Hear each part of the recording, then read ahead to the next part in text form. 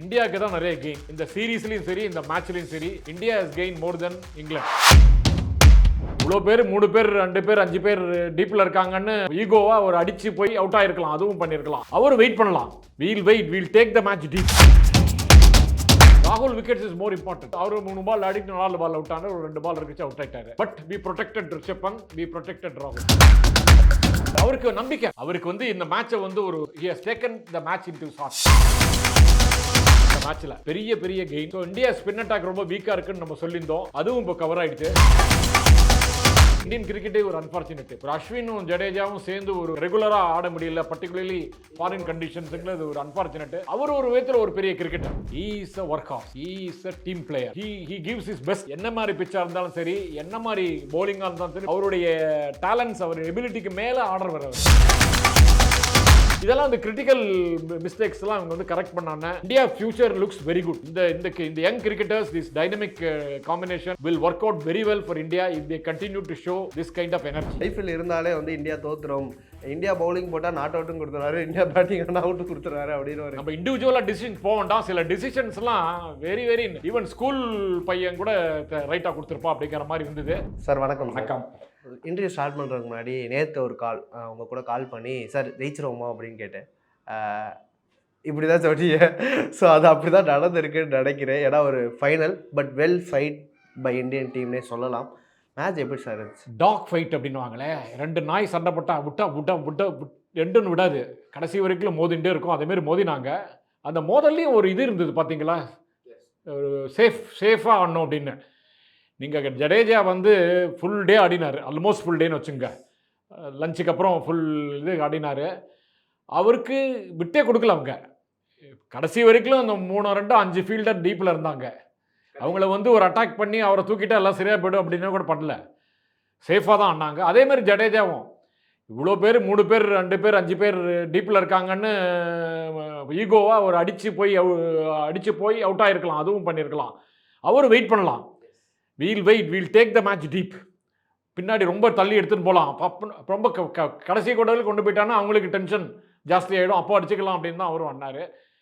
ரொம்ப நல்லா இருந்தது. And game was very good. But உண்மையை சொல்லணும்னா, இவ்வளோ லோ மார்ஜினில் ஒரு மேட்சை வந்து ஃபுல்லாக எடுத்துன்னு போயிட்டு தோக்கிறதுங்கிறது ஹர்ட் பண்ணும் அதிகமாக. அதுதான் ஆயிருக்கு. இது ஒரு ரொம்ப வருத்தக்கூடிய கவலைக்குரிய விஷயந்தான். பட் இருந்தாலும் இந்தியாவுக்கு தான் நிறைய கெயின். இந்த சீரீஸ்லையும் சரி இந்த மேட்ச்லையும் சரி. India has gain more than England. The world number 1 allrounder எதுக்கு ஜடேஜா அப்படின்னு ப்ரூவ் பண்ணிக்கிட்டே இருக்காரு. ஏன்னா அந்த லாஸ்ட் ஒரு 3 இயர்ஸ் அவரோட பேட்டிங் பர்ஃபார்மன்ஸை நம்ம பார்த்துக்கிட்டு இருக்கோம். அண்ட் பவுலிங் அந்த லைட்டாக டர்ன் கிடச்சா போதும், ஒரு 5 ஓவர் எடுத்துகிட்டு போயிடுவார். ஏன் வந்து ஓவர்சீஸில் ஒரே ஒரு ஸ்பின்னரானா ஜடேஜா ஆடுறாங்க அப்படின்னு ப்ரூவ் பண்ணிக்கிட்டே இருக்காரு. சார் ஜடேஜா ஒரு ஃபைட், எவ்வளோ பெரிய ஃபைட். ஏன்னா டாப் ஆர்டர் எல்லாம் கொலாப்ஸ் ஆகிட்ட பிறகு ஒரு டெய்லண்ட்ரஸை வச்சு ஒரு செஷன் ஃபுல்லாக ஆடினார். அண்ட் இன்னும் ஒரு அந்த சிராஜுக்கு அந்த லக் மேபி அந்த இதில் என்ன ஜெயிச்சிருக்க கூட வாய்ப்பு இருக்குது. ஸோ ஜடேஜா எப்படி sir? Inborn fighting qualities. Yes, இப்போ என்னதான் சொன்னாலும் ஒரு நேச்சுரல் டேலண்ட்ஸு, ஒரு ஹார்ட் ஒர்க்கு, அது தவிர வந்து அந்த பிறக்கறச்சே அந்த குணம், ஃபைட்டிங் குவாலிட்டிஸ், அது வந்து அவருக்கு நிறையவே இருக்குது. நிறைய இடத்துல பார்த்துட்டோம். சென்னையை ஜெயிக்க வச்சது லோக்கல் கண்டிஷன்ஸில் போலிங்கில் பண்ணுவார். அதேமாரி அப்ராடில் வந்து அவரால் விக்கெட் ரொம்ப எடுக்க முடியல, பட் ஆனால் டைட்டாக போடுவார். அதே சமயத்தில் பேட்டிங்கில் காமிச்சிடுவார். எந்த நேரத்தில் பேட்டிங் வேணுமோ அந்த நேரத்தில் ஆடி காட்டிடுவார். அண்ட் ஃபீல்டிங், அவர் ஃபீல்டிங்னாலேயே ஒரு +15 +20 தான் இருக்கார். பிரில்லியன்ட் கேச்சஸ் பிடிப்பார். அவரோட பால் பண்ணாலே ரன் ஓட மாட்டார். அதனால் ஜடேஜா வந்து நீங்கள் சொல்லிட்டீங்க அழகா. ஏன் வந்து ஒரு வேர்ல்டு நம்பர் 1 ஆல்ரவுண்டராக இருக்கார், ஏன் வந்து அவரை வந்து ஒன்லி ஸ்பின்னர் வேணும்னா அவரை தான் ப்ரிஃபர் பண்ணுறாங்கிறதுக்கு காரணங்கள் நன்றாகவே எல்லாருக்கும் தெரிஞ்சுடுது. அது ஒரு அன்ஃபார்ச்சுனேட். அது இந்தியன் கிரிக்கெட்டே ஒரு அன்ஃபார்ச்சுனேட். ஒரு அஸ்வினும் ஜடேஜாவும் சேர்ந்து ஒரு ரெகுலராக ஆட முடியல, பர்டிகுலர்லி ஃபாரின் கண்டிஷன்ஸுங்கில் அது ஒரு அன்ஃபார்ச்சுனேட். அவர் ஒரு விதத்தில் ஒரு பெரிய கிரிக்கெட்டர். ஜடேஜா எப்படி இந்த மாதிரி குவாலிட்டி இருக்குன்னா, அவர் வந்து மேட்ச் வின்னிங் எபிலிட்டிஸ், அவருடைய ஸ்கில்ஸு, அதெல்லாம் வந்து வேறு மாதிரி இது. அதனால் நம்ம கம்பேரிசன் பண்ணல. பட் இருந்தாலும் ஜடேஜாவுடைய ஒரு பர்ஃபார்மன்ஸை நீங்கள் சொல்கிற மாதிரி பேசணும், வியூவர்ஸுக்கும் தெரியும், நம்மளும் சொல்லணும். அது நம்மளோட கடமை. அவருக்கு பெரிய சல்யூட். சார் ஃபஸ்ட்டு இந்தியாவோட கொலாப்ஸை பற்றி பேசிடலாம். நிறையா மூவ்ஸ் எடுத்தாங்க. ஒரு எப்பயுமே நைட் வாட்ச்மேன் இருந்திருப்பா, எப்பயுமே அனுப்புவாங்க அந்த கடைசி பருப்பை. பட் அந்த டிசிஷன் தேவையான்ற ஒரு கொஸ்டின் எழுந்துச்சு. ஏன்னா ஆகாஷ்தீப் இதே அந்த பும்ரா மோர் தென் 50, 60 பால்ஸ் ஆடினாரு. அண்ட் சிராஜும் அப்படி ஆடினாரு. ஸோ அந்த நேரத்தில் ஆகாஷ்தீப் இருந்ததா ஒரு எக்ஸ்ட்ரா பூஸ்ட் கிடைத்து நம்ம முன்னாடியே விக்கெட் விட்டு அந்த எந்த மூவும் எதுவும் தப்பா போச்சா? கிடையவே கிடையாது. ஓகே. எதுக்கு வந்து ஆகாஷ் தீப்பை நைட் வாட்ச்மேன் அனுப்பிச்சாங்க? மெயின் பேட்ஸ்மேனை ப்ரொடெக்ட் பண்ணணும். ரிஷப் பந்த் நம்மளோட மெயின் பேட்ஸ்மேன். அவர் லாஸ்ட் 12 மினிட்ஸ் 15 மினிட்ஸ் ஆடி விக்கெட்டை லூஸ் பண்ணி டே 5 நான் வந்து 4 விக்கெட்டு இன்க்ளூடிங் ரிஷப் பந்தை லூஸ் பண்ணி ஆடிந்தோன்னா எவ்வளோ மோசமாக இருந்திருக்கும் கண்டிஷன். அவ்வளோ மொராலே போயிருக்கும், டீம் மொராலே. அது ஒரு ரீசன். அண்ட் அப்போ நல்லா ஆடிட்டு இருக்க கேஎல் ராகுலையும் சப்போர்ட் பண்ணணும். கான்செப்ட் ஆன் நைட் வாட்ச்மேன் நிறைய பேருக்கு கன்ஃபியூஷன் இருக்கு. ஒரு நைட் வாட்ச்மேன் போறாருன்னா அவர் தான் நிறைய பால் ஆடணும். அங்கே இருக்கிற மெயின் பேட்ஸ்மேனையும் ப்ரொடெக்ட் பண்ணணும். விக்கெட்டை கடைசி வரைக்கும் லூஸ் பண்ணாமல் இருக்கணும். இல்லைன்னா இன்னொரு பேட்ஸ்மேன் ஆடாமல் ப்ரொடெக்ட் பண்ணணும். அதாவது இன்னொரு பேட்ஸ்மேன் 12 நிமிஷம் 15 நிமிஷம் இருக்குது, 5 நிமிஷத்தில் அவுட் ஆகிட்டாங்கன்னா இன்னும் 7-8 நிமிஷத்துக்கு திருப்பி ரிஷப் பந்தோ இல்லை வேறு பேட்ஸ்மேன் வராருன்னா அவருக்கு ரொம்ப ஆபத்து. அதே மாதிரி இருக்கிற பேட்ஸ்மேன் ராகுல் ஆடிந்தார், ராகுலை ப்ரொடெக்ட் பண்ணணும். அதுக்கு தான் லாஸ்ட் ஓவரில் ஃபர்ஸ்ட் பாலே சிங்கிள் எடுத்தார் பார்த்தீங்களா ராகுல். எஸ், ராகுல் விக்கெட்ஸ் இஸ் மோர் இம்பார்ட்டன்ட். வேற இவர் விக்கெட் வந்தால் கூட மேட்ச் அதோட அவர் 3 பால் ஆடிட்டு 4 பால் அவுட் ஆனார், ஒரு 2 பால் இருக்குச்சு அவுட் ஆகிட்டாரு. But we protected Rishabh Pant, we protected ராகுல். அன்னைக்கு அடுத்த நாள் கேம் ஆரம்பிச்சு ராகுலும் ரிஷப் பந்தும் ஆரம்பிக்கிறாங்க. அப்போ வந்து நம்ம we were still favourites. If not by இது பெரிய இதில்லாட்டாலும் ஒரு 50 to 55% நம்ம தான் ஃபேவரட்டாக இருந்தோம் ஆரம்பிச்சா கூட. அதுக்கப்புறம் அவங்க நல்லா bowling போட்டாங்க, அது விக்கெட் 2-3 விக்கெட் விழுந்துருச்சு, அதெல்லாம் it's a different issue. But night watchman concept is a very important factor and I think we used it well and Akash was the right person also. He played ஒரு 10-12 பால் ஆடினாரு, நல்லாவே ஆடினாரு, நிறைய strike எடுத்துட்டாரு. And கடைசியில் ஒரு last ஓவரில் தான் விக்கெட்டை கொடுத்தாரு. ரிஷப் பந்தை எக்ஸ்போஸ் பண்ணலை. ஓகே சார், எனக்கு என்னென்னா இங்கிலாந்து பிளேடு வெல் அப்படின்னு ஒரு வார்த்தையும் சொல்லலாம்னு நினைக்கிறேன். ஏன்னா ரூட்டாக இருக்கட்டும், இல்லைனா ஒரு நிறையா பிளேயராக இருக்கும், நிறையா இங்கிலாந்து பிளேயர்ஸ் வந்து டிஃபென்சிவ்லாக போனாங்க. ஏன்னா அந்த பேஸ்பாலுன்ற ஒரு இதை வந்து இந்த லார்ட்ஸில் அவங்களால ஆட முடியல. ஸோ டிஃபென்ஸ் போனாங்க. பட் அதே சமயம் இந்தியா வந்து அதை போய் அடித்து ஆடணும். ஜெய்ஸ்வால் இருக்கட்டும், கடைசி அந்த இதில் வந்து ஒரு தேவையில்லாத ஒரு ஷாட் அடித்து அவுட் ஆனார். அண்ட் எல்லாருமே ஒரு டிஃபென்சிவாக பும்ரா எவ்வளோ நல்லா டிஃபென்ஸ் பண்ணாரோ அது மாதிரி கூட டாப் ஆர்டர்ஸ் யாருமே பண்ணலை. போய் அந்த ஆஃப் ஸ்டெம்பை கவர் பண்ணாமல் நிறையா எல்பிடபிள்யூ போல்டு, ஏன்னா எல்லாருமே போல்டுக்கு போடும்போது அந்த ஆஃப் ஸ்டெம்பை கவர் பண்ணியிருந்தாலே நிறையா மிஸ், அந்த மிஸ்ஸும் நிறையா இது பார்க்க முடிஞ்சு. ஸோ பேட்டிங்கில் எதுவும் மிஸ் பண்ணாங்களா? It is easy to blame Jaiswal. I won't agree at all. Because 2 பேர் ஓப்பனிங் பேட்ஸ்மேன் வர்றாங்க, 193 சேஸ் பண்ணுறாங்க. Okay, Jaiswal is known for his attacking display. அவர் சக்சீட் ஆயிருக்காரு. He has succeeded in Test cricket in a big way with his attacking batting. He has got all the strokes. He can hook, he can cut, he can drive. So அவங்க team management டிசிஷனே தான் இருக்கும். It's not that Jaiswal போய் அவர் வந்து hook பண்ணி out ஆறாருன்னு கிடையாது. He would have got the freedom from the team management including coach. Go for hit. If the ball is meant for hitting, please go and hit so that pressure is less. நம்ம வந்து we are relieved of the pressure அப்படின்னு தான் சொல்லியிருப்பாங்க. Course நல்ல bouncer, outside off stick கொஞ்சம் 4th or 5th ஸ்டம்பில் of ஸ்டம்பில் வர பவுன்சரை அவர் probably ஒரு judgement தப்பாக போயிருக்கலாம். But that is the way cricket goes. It's hittable ஹைட்டில் தான் இருந்தது. ரொம்ப பெரிய ஹைட் இல்லை, கொஞ்சம் லிட்டில் மோர் தென் அவர் எக்ஸ்பெக்டடாக இருந்திருக்கு. அண்ட் அவுட் சைட் ஆஃப் ஸ்டிக்காக இருக்குது, அதனால் அவரை கண்ட்ரோல் பண்ண முடியல. அது அந்த அந்த ஸ்ட்ரைக் வந்து அது 4 ஆயிருந்துன்னா அவரோட ரிதம் கிடச்சிருந்துன்னா அன்னைக்கு ஸ்கோர் வந்து 78 for 88 for 1 or 2 இருந்ததுன்னா India would have been in driving seat. So இது வந்து ஒரு கால்குலேட்டட் ரிஸ்க்கு. அவர் மட்டும் எடுத்திருக்க மாட்டார், டீமோடைய டீம் கொடுத்த ஃப்ரீடத்தில் தான் எடுத்திருப்பார். So I won't blame. But அதுக்கப்புறம் they learned lessons. அதுக்கப்புறம் இவர் கருண் நாயர் கொஞ்சம் டிசப்பாயின்மெண்ட்டு. ஒரு 1/2 மணி நேரம் ஆனதுக்கு அந்த பால் ஆடி இருக்கலாம். என்னவோ ஸ்ட்ரைக் செகண்ட் டைம் அவர் அவுட் சைட் ஆஃப் ஸ்டிக் ஆடாமல் எல்பிடபிள்யூ வாங்குறது செகண்ட் டைம் இந்த சீரீஸ். ஒரு மிஸ்டேக்கை 2 தடவை ரிப்பீட் பண்ணுறவங்களெல்லாம் நம்ம வந்து ஒரு கிரிட்டிக்கலாக தான் அனலைஸ் பண்ணணும். ஸோ இந்த மேட்ச்சில் அவர் வந்து கருண் நாயர் ரொம்ப கைவிட்டுட்டார் நம்ம இந்தியாவை. ஸோ அவருடைய அடுத்த மேட்ச், அவருடைய பிளேஸ்மெண்ட், அவருடைய பிளேஸ் இந்த team is a question mark. அதுக்கப்புறம் வருவோம். ஓகே, இல்லை நான் அந்த கொஸ்டின் தான் இப்போ கேட்கணும்னு இருந்தேன்.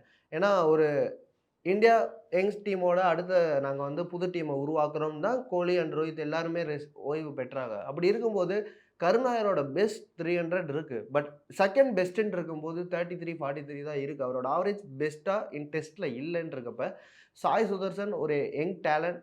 ஃபர்ஸ்ட் இன்னிங்ஸில் சொதப்பினாலும் செகண்ட் இன்னிங்ஸில் ஒரு சாலிட் இது கொடுத்தாரு. பட் ஃபியூச்சர் தான் இருக்கும்போது சாய் இனிமே அடுத்த 2 மேட்ச்லயாச்சும் சாய்க்கு ட்ரை பண்ணலாமா அப்படின்ற ஒரு கொஸ்டின் எல்லாருக்கும் நிறையா கமெண்டேட்டர் நிறையா பெரிய பெரிய அனலைஸ்டே சொல்கிறாங்கள சார். அதை இந்தியா இல்லை அது கரெக்டு. இப்போ வந்து கூட 50-50 தான். கருண் நாயர் வந்து கண்ணை மூடின்னு ட்ராப் பண்ணுவாங்கன்னு நான் எதிர்பார்க்கல. என்ன ஃபஸ்ட் இன்னிங்ஸில் 40 அடித்தார். But he stays first second டெஸ்ட்லையும் சரி, இந்த ஃபஸ்ட் இன்னிங்ஸ்லையும் சரி, is able to hold his. But ஃபுல்லாக எடுத்துன்னு போக முடியல. பட் இதை வந்து சாய் சுதர்சனால் எடுத்துன்னு போக முடியும். அதுவும் திடீர்னு ஒரு டெஸ்ட்டில் 4th டெஸ்ட்டில் ரீகால் பண்ணி அவர் எடுத்துன்னு போக முடியுங்கிற நம்பிக்கைக்கு போகிறோன்னா, இவர் இவ்வளோ நாள் 3 மேட்சாக ஆடிட்டார். ஓரளவுக்கு shown that is can handle this bowling attack. அதனால் இன்னொரு சான்ஸ் கொடுத்து இவர் வந்து செட்டில் ஆனான்னா இன்னும் நல்லது தானே அப்படிங்கிறது நினைக்கலாம். அதனால் பட்டு அவருடைய டீம் பிளேஸ் வந்து கொஸ்டின் மார்க் தான். அது வந்து 50-50 தான் இருக்குது. இட் டிபெண்ட்ஸ் அந்த கோச்சஸ் நெட்ஸில் பார்க்குறாங்க. சாய் சுந்தர் எப்படி ஆடின்னு இருக்காரு, அவருடைய ஆட்டிடியூட் எப்படி இருக்குது, அவருடைய technique against this kind of bowling எப்படி மேட்ச் ஆகுது அப்படின்லாம் எல்லாம் அனலைஸ் பண்ணியிருப்பாங்க. அது கருண் நாயரும் வந்து இந்த மேட்சை பொறுத்த வரைக்கும் ஏமாற்றம் தான். அவர் வந்து ஒரு இன்னொரு 1/2 மணி நேரம் ஆடிந்தாருன்னா டீமோடைய பொசிஷனே மாறி இருக்கும். அதில் வந்து டவுட்டே இல்லை. அதனால் அவர் வந்து எப்படி ஹேண்டில் பண்ணுவாங்கிறத நம்ம வெயிட் பண்ணி தான் பார்க்கணும். சார் முக்கியமான ஒரு கொஸ்டின் என்னன்னா, சிராஜை பற்றி பேசுவோம். ஏன்னா ஒரு பவுலிங்கில் செகண்ட் இன்னிங்ஸில் ஒரு ஃபயர் பவுல். ஏன்னா எப்பயுமே சிராஜ் தெரியும் அந்த ஒரு ஃபயர் அவர்கிட்ட இருந்துக்கிட்டே இருக்கும். ஸோ நிறைய அடியும் பட்டுச்சு அவருக்கு. ஸோ நம்ம நிறையா ஒர்க்லோடு பேசும்போது இப்போ நெக்ஸ்ட் டெஸ்ட்டுக்கு பும்ரா இருப்பாரான்னு தெரியலை. சிராஜும் மேபி ரெஸ்ட் கொடுக்க வாய்ப்பு இருக்கா, இல்லைனா சிராஜ் ஆடுவார்? சிராஜ்லாம் he doesn't want rest and team also will listen to him. He is a workhorse. He is a team player. And he bowls, he gives his best. Wherever என்ன மாதிரி பிச்சாக இருந்தாலும் சரி, என்ன மாதிரி பவுலிங்காக இருந்தாலும் சரி, பேட்டிங்காக இருந்தாலும் சரி, பவுலிங்காக இருந்தாலும் சரி, அவருடைய டேலண்ட்ஸ், அவர் எபிலிட்டிக்கு மேலே ஆர்டர் அவர். அதே மாதிரி கிரிக்கெட்டர்ஸ் வெரி ஃபியூ, அதில் அவர் ஒருத்தர். நான் வந்து I am a great fan of Siraj. நான் அடிக்கடி சொல்லிகிட்டே இருப்பேன். நான் சொல்கிறது இல்லை, நான் சொல்லச்செல்லாம் அவர் பர்ஃபார்ம் தான் பண்ணுறாரு. அவர் ஆனால் வந்து ரிட்டையர் ஆகணும், அவர் வந்து கல்தா கொடுக்கணும் அப்படின்னு சொல்கிறதெல்லாம் நான் ஒத்துக்கவே மாட்டேன். பட் இன்னைக்கு லாஸ்ட் ஆர்ச்சர் பால் இன்ஜுரினால ரெஸ்ட் கொடுப்பாங்களான்னு தெரியல. ஓகே. பட் சிராஜ் பும்ரா 2 பேரும் ஆடினான்னா டெஸ்ட் டெஃபினட்டாக நமக்கு சரிப்பட்டு வராது. You need a live wire. You need a dynamic cricketer. Also you need a match winner. So இவங்க 2 பேரும் காம்பினேஷன் வித் டிஃப்ரெண்ட் எபிலிட்டிஸ். அதனால் பாரிங் இன்ஜுரி, ஆனால் 10 நாள் இருக்குது, 8 நாள் இருக்கா அடுத்த டெஸ்ட் ஆடுறதுக்கு, 8 நாளுக்கு மேலே இருக்குது. அதனால் அவங்க வந்து enough time to recover. Even Bumrah கூட அடுத்த மேட்ச் ஆடுறதுக்கு சான்சஸ் தான் இருக்குது. 8 நாள் ரெஸ்ட்டுக்கு அப்புறம் ஒரு ஆடலைன்னா அவரை வந்து அப்புறம் என்ன சொல்கிறது, அவரை வி கான்ட் அக்செப்ட். அதனால் 2 பேரும் ஆடணும், இதே டீம் தான் இருக்கணும். Except possibly for Karun Nair instead of Sudharshan Nair. மீதி எனக்கு ஒன்றும் சேஞ்ச் பண்ணுற மாதிரி தெரில. ஏன்னா ஓல்ட் ட்ராஃபர்ட் மான்செஸ்டரில் வந்து ஸ்பின்னுக்கு வந்து ஹெல்ப் பண்ணுற மாதிரி தெரியல. ஆனால் குல்தீப் யாதவ் கொண்டு வரணும்னு அவசியம் இல்லை. நமக்கு only wish and only praying is நமக்கு Jadeja as a bowler should strike form. அதுதான் நமக்கு முக்கியம். அதுதான் நம்ம வந்து எதிர்பார்க்கணும். இதை தவிர மீது வந்து டீம் 3 டெஸ்ட்டில் இந்தியாவுக்கு தான் நிறைய கெயின். 3 டெஸ்ட்டு 3-5-15 செஷன் இல்லையா? அண்டு ஒரு டெஸ்ட்டில் 15 செஷன். அண்டு ஒவ்வொரு சீரீஸ் அதான் 45 செஷனில் 36 to 35 செஷன்ஸ் நம்ம தான் டாமினேட் பண்ணியிருக்கோம். 3 டெஸ்ட்டும் ஓரளவுக்கு வின்னிங் சான்ஸில் இருந்திருக்கோம். பட் டிஃபீட் ஆனதுக்கு காரணம் வந்து ஒரு அன்எக்ஸ்பெக்டட் ஃபீல்டிங் சொதப்பல் and inexperience. Young team inexperience and captain inexperience. கேப்டன்சியோட என்னதான் கோச் என்னதான் சொன்னாலும் பிளேயரோ அந்த கேப்டனோ தான் போய் பர்ஃபார்ம் பண்ணணும். அதில் வந்து சொதப்புறதுக்கு சான்ஸ் இருக்குது. நேற்று அவர் பேட்டிங்காக தான் முக்கியமான டிஃப்ரென்ஸ் இந்த டீம். இந்த டெஸ்ட் மேட்ச்சில் experience captain and experience allrounder and experienced fighter versus inexperienced, young but a dynamic cricketer. So அவர் எக்ஸ்பீரியன்ஸ் ஆயிருப்பார். இந்த எக்ஸ்பீரியன்ஸ் அவருக்கு நிறைய லெசன்ஸை லேர்ன் பண்ண வச்சுருக்கோம். அதனால் இன்னும் நல்லா தான் பர்ஃபார்ம் பண்ணுவான்னு எதிர்பார்க்கலாம். Hats off to Ben Stokes. He bowled his heart out. நீங்க சொன்னீங்களே டிஃபென்சிவ் பேட்டிங்னு 25 ஓவர்ஸ். அதான் டிஃபென்சிவ் பேட்டிங் சொன்னீங்களே, அவர் எவ்வளோ பெரிய அக்ரெசிவ் கிரிக்கெட்டர், அட்டாக்கிங் கிரிக்கெட்டர், எவ்வளோ டிஃபென்சிவ் ஆனாரு, அது எவ்வளோ யூஸ்ஃபுல்லாக இருந்தது. அதை தான் ஜடேஜா வந்து லேர்ன் பண்ணாரு, அதை தான் ஆனாரு. இவங்க கோட்டை விட்டாங்க. அப்கோர்ஸ் ரிஷப் பந்துக்கு super delivery, unplayable delivery from Archer. 92-93 miles per ஹவரில் போடுறாரு. அது வந்து ஸ்டம்புக்கு கரெக்டான லென்த்தில் போட்டார்னா 9 out of 10 batsman will get bowled. And brilliant catch for Washington Sundar. நான் வாஷிங்டன் சுந்தர் எதிர்பார்த்தேன். என்னோட ஒன்லி கம்ப்ளைண்ட் வந்து நிதிஷ்குமார் ரெட்டி லஞ்சுக்கு முன்னாடி ஆஸ் யூஷுவல் கடைசி ஓவர் பிஃபோர் லஞ்சோ இல்லைன்னா டீயோ க்ளோஸ் அப்லையோ விக்கெட் ஏதாவது ஒரு மிஸ் பண்ணுவோம். ரன் அவுட்டு கூட ரிஷப் பந்து கூட லஞ்சுக்கு முன்னாடி தான் நேற்று டீக்கு முன்னாடி தான் நடந்தது. இதெல்லாம் அந்த கிரிட்டிக்கல் மிஸ்டேக்ஸ்லாம் அவங்க வந்து கரெக்ட் பண்ணானே India future looks very good. இந்த young cricketers, this dynamic combination will work out very well for India if they continue to show this kind of energy. Okay sir, முக்கியமான ஒரு கொஸ்டின். ரெண்டு டீமும் அந்த ஒரு சண்டைகள் நிறைய நம்மளால் பார்க்க முடிஞ்சு. வார்த்தைகள் மாறி மாறி இங்கிலாந்து டீம் ஸ்லெட்ஜ் பண்ண ஸ்டார்ட் பண்ணாங்க. ஏன்னா ஃபஸ்ட் 2 மேட்ச்சில் அவ்வளோவா நம்ம பார்க்க முடியல. பட் லார்ட்ஸில் எல்லாருமே ஸ்லெட்ஜ் பண்ண ஆரம்பித்தாங்க. அண்டு இந்தியாவும் திருப்பி கொடுக்கப்பட்டது. பட் அந்த ஸ்லெட்ஜிங்கில் இங்கிலாந்து வின் பண்ணதாகவே நினைக்கிறேன் நானும். ஏன்னா நிறையா ஈகோவை டச் பண்ணாங்க. சுப்மன் கில்லுக்கும் அந்த க்ரூலிக்கும் நடந்த சண்டை, ஜடேஜாக்கும் கார்ஸுக்கும் நடந்த சண்டை. ஆர்ச்சர் வாஷிங்டனை ஒரு சென்ட் ஆஃப் பண்ணார். ஏன்னா வாஷிங்டன் முன்னாடி நான் ஐ வில் வின், நாங்கள் வந்து லஞ்சுக்கு முன்னாடி ஜெயிப்போம் அப்படின்னு சொன்னதுக்கு வந்து அவர் அவுட் ஆக்கிட்டு ஒரு சென்ட் ஆஃப் கொடுத்தாரு. ஸோ எப்படி சார் இருந்துச்சு அது? அப்படிதான் இவ்வளோ க்ளோஸ் சீரீஸ், டைட் சீரீஸில் அப்படி தான் ஆகும். Okay, when the fight is so intensive, naturally this is going to be a sledging, not going to be a tension. அதெல்லாம் ஓவர் கம் பண்ணி கடைசியில் அந்த க்ரூலி அண்ட் ரூட் சிராஜுக்கும் ஜடேஜாவை எல்லாரும் கட்டிட்டாங்க. பென் ஸ்டோக்ஸ் எல்லாம் லிட்டரலி ஹக்ட் ஹிம். ஸோ அதனால் it's all game, it's all part of the game. And tight கேமில் அப்படி தான் நடக்கும். ஸோ முக்கியமான விஷயம் முடிக்கிறதுக்கு முன்னாடி வாஷிங்டன் சுந்தரோட போலிங் இந்த மேட்ச்சில் பெரிய gain. So India spin attack ரொம்ப வீக்காக இருக்குன்னு நம்ம சொல்லியிருந்தோம். அதுவும் இப்போ கவர் ஆகிடுது. ஜடேஜாவும் ஃபார்ம் கொண்டாருன்னா காம்பினேஷன் நல்லா ஒர்க் அவுட் ஆகும். அண்ட் ஃபீல்டிங் இம்ப்ரூவ் ஆகிட்டுருக்கு, இன்னும் நல்லா இம்ப்ரூவ் பண்ணணும். கிரிட்டிக்கல் கேட்சை விடுறாங்க. ராகுல் கேட்ச் விட்டது பெரிய லாஸு இந்தியாவுக்கு. ஸோ அதான் சொல்கிறேனே, everything is going reasonably well for India. Young team, foreign கண்டிஷனில், இங்கிலீஷ் கண்டிஷன்ஸில், அதுவும் நம்மளோட more experience team in that conditions. அதை நம்ம நல்லா தான் பர்ஃபார்ம் பண்ணுறோம்.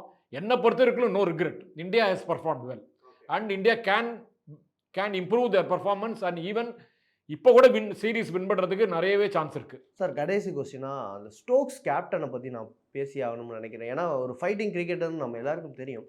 பட் ஒரு எண்டில் வந்து அவர் தான் பவுலிங் போட்டுக்கிட்டே இருந்தார். லைக் முந்தின நாளில் இருந்து அடுத்த நாள் ஜெயிக்கிற வர ஒரு இன்னிங்ஸ் 2 செஷன் நினைக்கிறேன். 2 செஷன் ஃபுல்லாமே ஒரு மோர் தென் 15 ஓவர்ஸ் ஐ திங்க் ஒரு எண்டில் நான் போடுறேன் அப்படின்னு போட்டுக்கிட்டே இருந்தார்.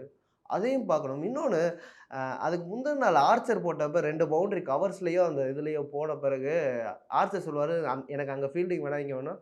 அவர் கண்டுக்காமல் இப்படியே இருந்திருப்பார். அந்த ரியாக்ஷனே கொடுக்க மாட்டார். உடனே என்ன பண்ணுவார், அடுத்த ஒரு ஆர்ச்சரை ட்ராப் பண்ணிட்டு அவரே பவுலிங் வந்திருப்பார். ஸோ என் ஃபீல்டுக்கு நீ பவுலிங் போடு அப்படின்னு ஒரு கேப்டன், நிறைய கேப்டன். ஏன்னா நம்ம பார்த்துருக்கோம், ஒரு பவுலர் கேட்டோடனே ஃபீல்டர் வைப்போம்.